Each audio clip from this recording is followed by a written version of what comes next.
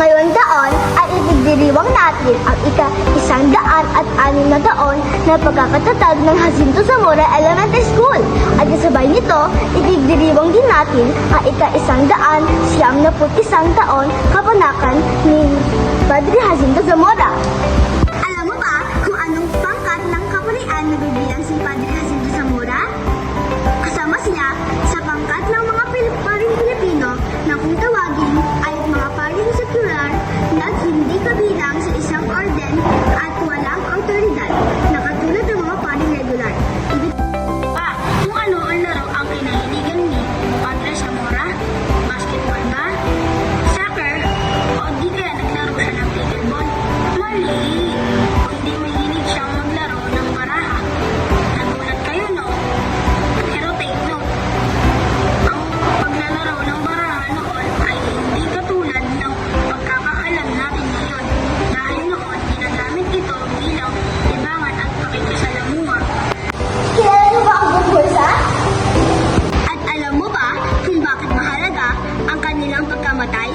Ang pagbitay kina Mariano Gomez, Jose Burgos, at Jacinto Zamora ay naging dahilan upang magising ang masiging damdamin at diwang makabansa ng mga Pilipino na lumaban sa mga dayuhang Espanyol. Nakakalungkot naman marinig yun. Okay lang yan. Sir Zamorian, kaya niyo ko ba? Alam niyo ba kung kailan nagsimula ang paaralan ng Jacinto Zamora? Nathan, alam mo? Kailan nga ba? Noong 1900s. Kaya ang dating pangalan ng ating paaralan, nilalipat ito noong 1920. Ito ay tinawag bilang paaralang primarya ni Padre Jacinto Zamora. Ang cool, di ba? Kilala niyo ba ang naging unang punong guro ng ating paaralan? Sirit na.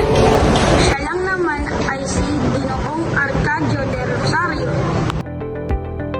Plus nga mga bata, sino ang pangulo na kadalaw na sa ating paaralan noon? Sino ba ang hula nyo? Yan ay walang iba kundi si Pangulong Manuel L. Quezon. Alam mo ba kung ilang taon nagbibigay liwanag sa edukasyon ang Jacinto Zamora Elementary School? 106 na taon!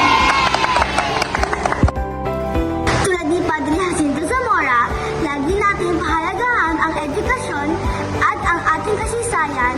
Ang ating paaralan ay patuloy nagsisilbing tahanan ng kaalaman, pangarap at pag-asa at nagbibigay ng inspirasyon sa ating lahat.